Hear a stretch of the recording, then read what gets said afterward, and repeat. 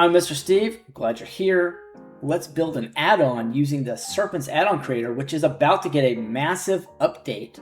But you still need to know the basics. I'm going to show you the workflows that are working for me right now, like in the cracks add-on, where the update tag is broken for the pointer property and it doesn't go in the sub-levels to the geometry nodes and update it. So I'm going to show you guys how to do that. So you can literally take a node group from geometry nodes, plug it in, and make an entire add-on around it. And it's an amazing tool that's powerful and will be relevant for probably a year, 2 years, and then you can update it as it goes. But let's make this thing together. Jump on in. Thanks for being here. Smash that like and subscribe, and I'll see you guys inside the tutorial. All right, guys, we're going to look at two things. Number one, we're going to look at the update tag, which I fixed for Blender 5 for the Serpens add-on creator. You can set up your own function here, or you can just go grab the snippet and load it into the snippet node, which is standard, comes with the Serpens add-on creator.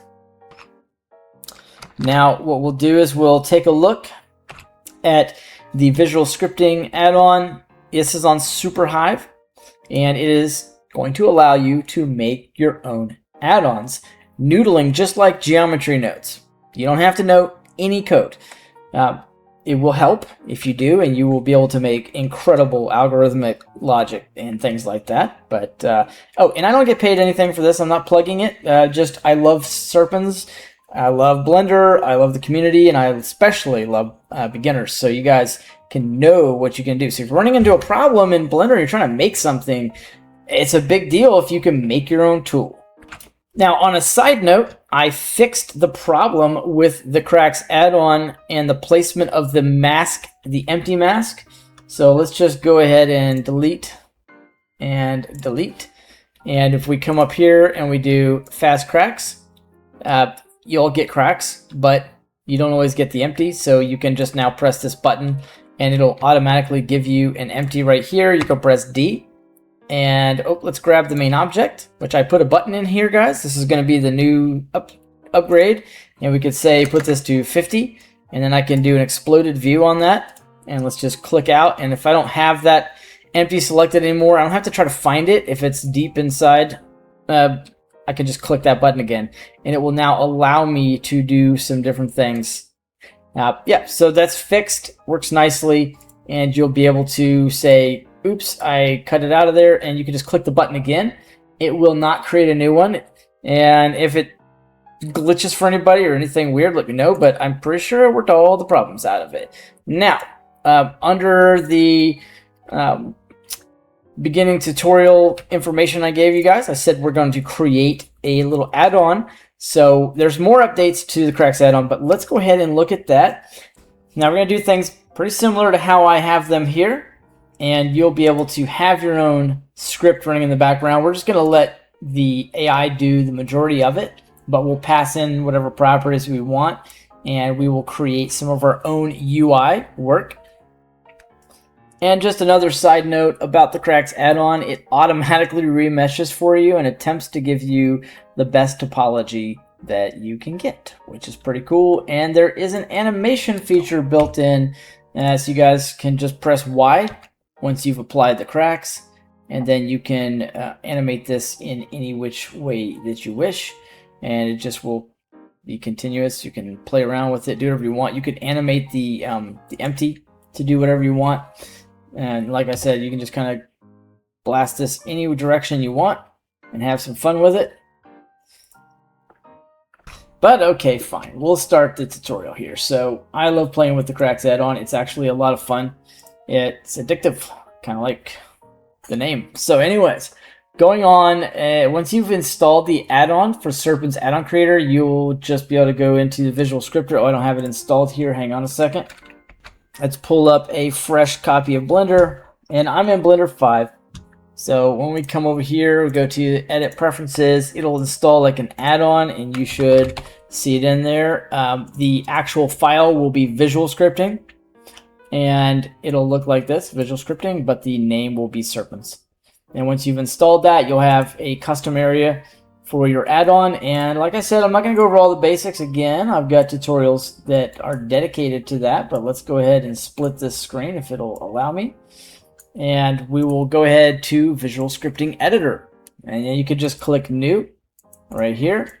And apparently my record thing's in the way. Hold up. There we go.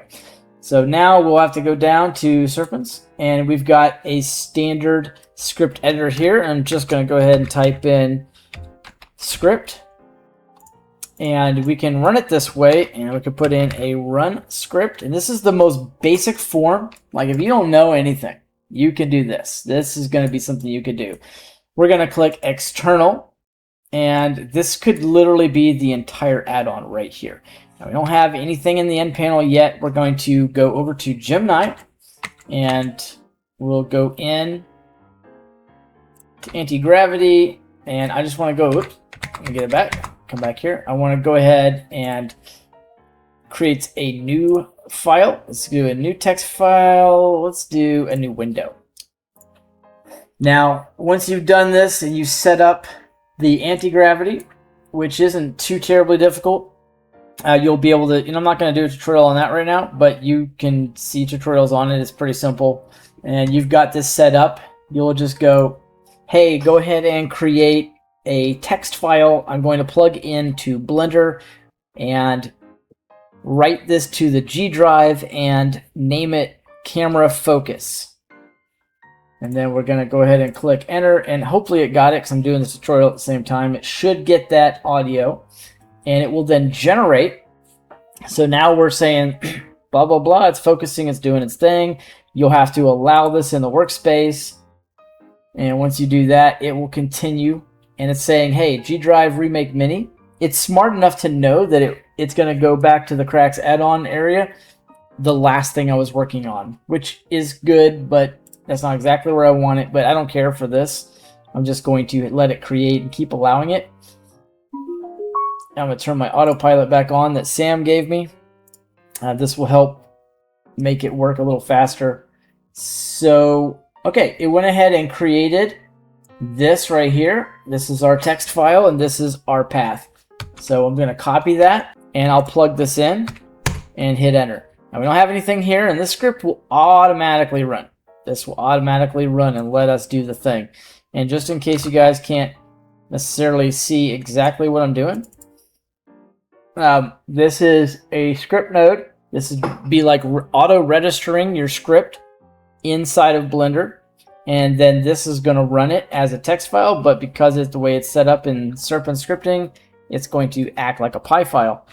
Now, what we'll do, we'll come back over here and we will go into Gemini. My apologies for the screen flipping. And we're going to tell it, create a Blender add-on that has two buttons, one on the left, one on the right, on a row aligned, and tie each one of these buttons to an operator, and the operator function needs to select the closest object to the camera and set that as the focal target.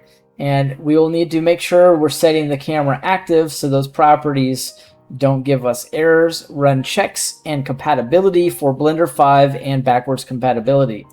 Boom. Hit enter and let it rip. Update the text. We never have to do anything except our Shift-R recompile.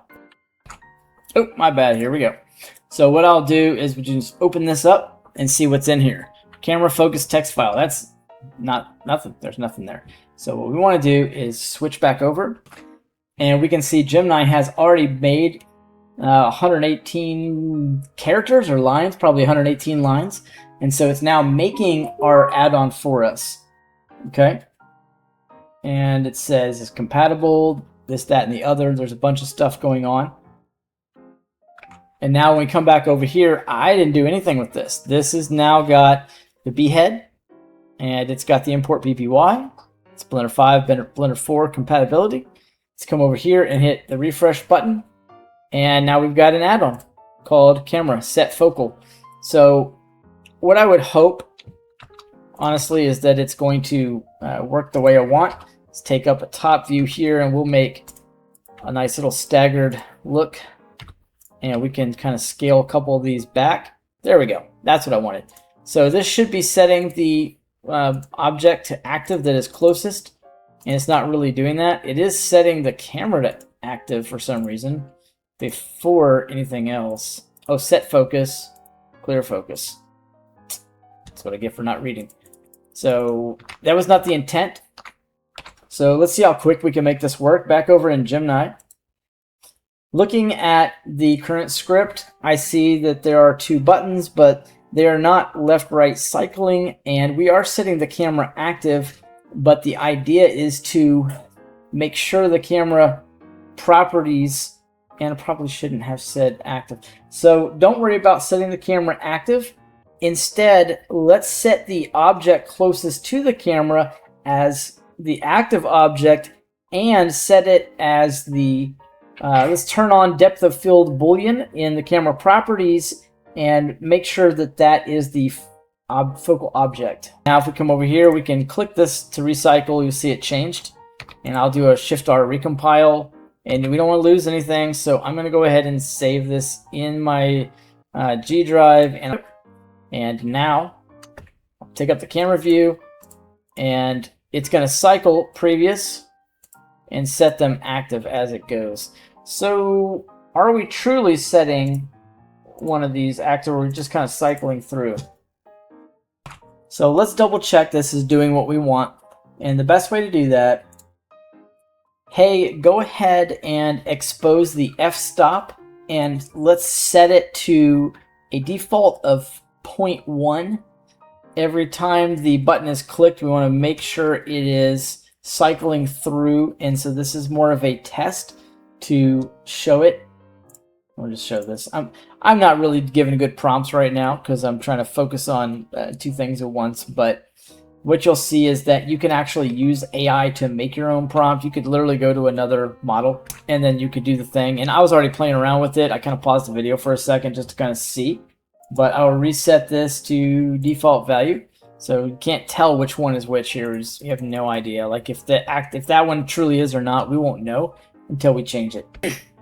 Now it's added 9 lines of code or 9 characters and removed 1. So now we should be able to go back over. And over here now we'll do the refresh. Boom, boom. It exposed the f-stop. It didn't make it default, but let's see.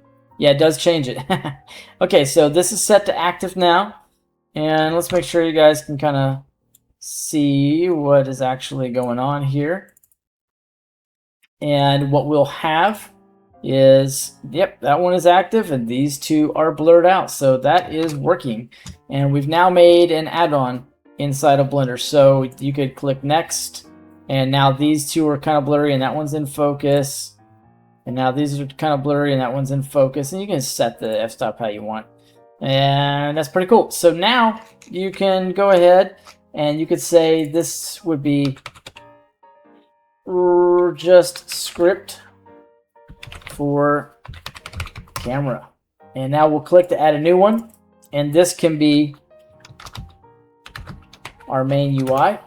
And you can add new things in here. And so we'll put in panel. And we'll put in, actually we could put in a button. I mean, whatever we want to do.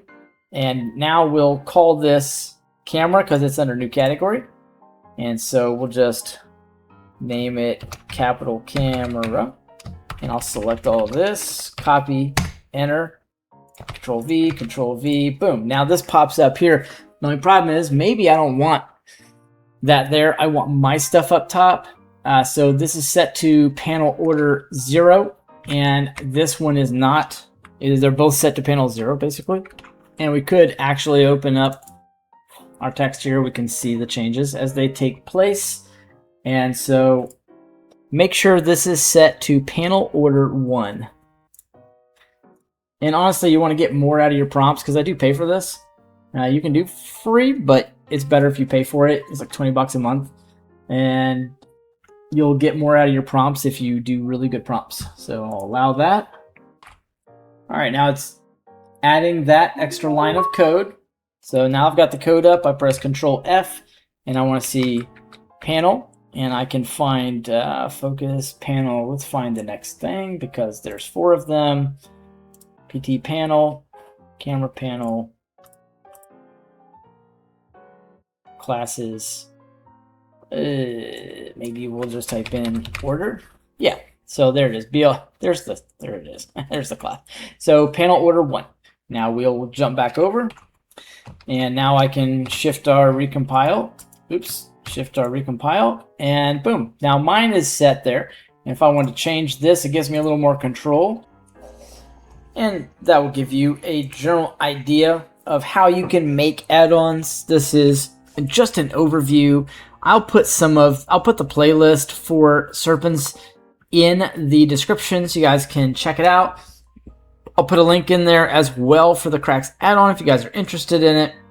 Once again, that does support the things I do, and it supports Sam as he is a collaborator, and we kind of split things up. You know, it's good. So it keeps us going. We appreciate everyone stopping by, and the best thing you can do is hit that subscribe and smash that like button. I'm Mr. Steve, and I'll see you guys in the next one.